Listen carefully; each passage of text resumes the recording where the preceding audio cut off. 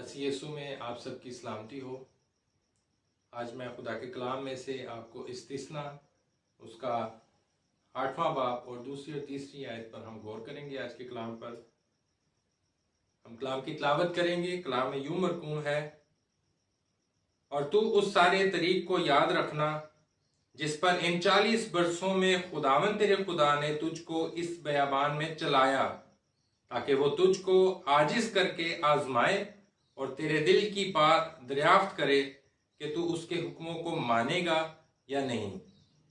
اور اس نے تجھ کو عاجز کیا بھی اور تجھ کو بھوکا ہونے دیا، اور وہ من جس سے نہ تو نہ تیرے باپ دادا جانتے تھے تجھ کو کھلایا، تاکہ تجھ کو سکھائے کہ انسان صرف روٹی ہی سے جیتا نہیں رہتا، بلکہ ہر بات سے جو خداوند کے منہ سے نکلتی ہے وہ جیتا رہتا ہے۔ خدا کے کلام کا پڑھا اور سنا جانا ہم سبوں کے لیے باعث برکت ہو۔ خداوند کا شکر ہو۔ آج کا میرا عنوان ہے کہ آزمائش کی گھڑی بتاتی ہے کہ ہمارا دل کتنا خالص ہے۔ میرے عزیزو، ہمیں مشکلات اور تکالیف میں سے گزرنے کا خدا کا کوئی مقصد ہے۔ خدا نے بیابان میں 40 برس تک بنی اسرائیل قوم کو بھٹکنے دیا تاکہ وہ ان کو آزمائے اور انہیں حلیم بنائے۔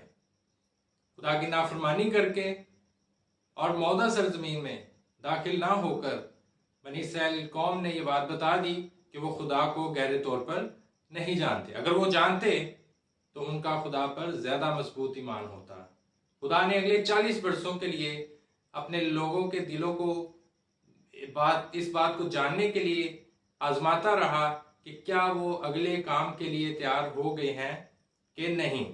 آزمائش کے ذریعے سے یہ معلوم ہوتا ہے کہ آپ کے دل میں کیا بسا ہوا ہے، اور یہ آزمائشیں، مشکلیں، تکلیفیں یہ ہمارے ایمان کو مضبوط بھی کرتی ہیں۔ اس کے لیے میں ایک حوالہ رکھنا چاہوں گا آپ کے سامنے۔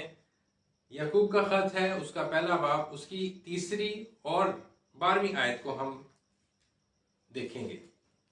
یعقوب کا خط، اس کا پہلا باب اور اس کی 3 آیت میں لکھا ہے، تو اس کو یہ جان کر کمال خوشی کی بات سمجھنا کہ تمہارے ایمان کی آزمائش صبر پیدا کرتی ہے۔ ایمان کی آزمائش صبر پیدا کرتی ہے۔ اور اسی طرح ہم 12 آیت پر غور کریں گے۔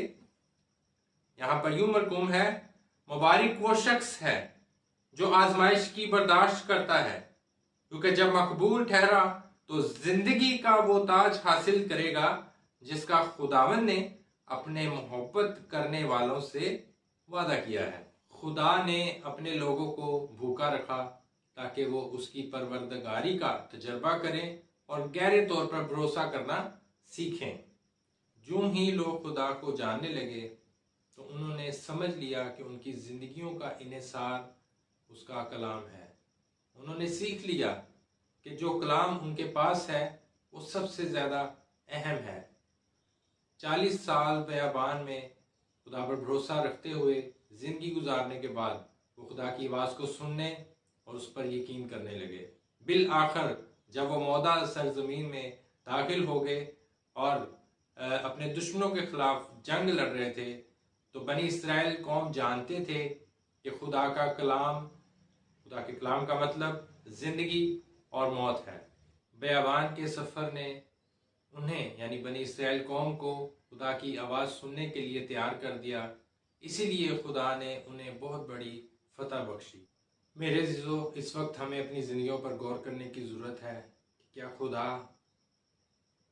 ہماری زندگیوں کے کسی شعبے میں ہمیں آزما رہا ہے، اور ہمارے آزمانے نے ہمیں کیا سکھایا ہے۔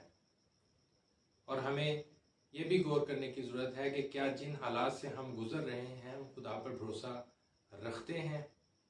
میرے عزیزو، ہمیں اپنی زندگیوں پر غور کرنے کی ضرورت ہے، اور آج کے کلام کے لیے ہم خدا کے شکر گزار ہیں کہ خدا نے آج کا کلام میری زندگی کے لیے اور آپ کی زندگی کے لیے بخشا۔ ہم خدا ان کے شکر گزار ہیں۔ خدا آپ کو برکت دے، خدا ان کی سلامتی آپ کے ساتھ ہو۔ آمین۔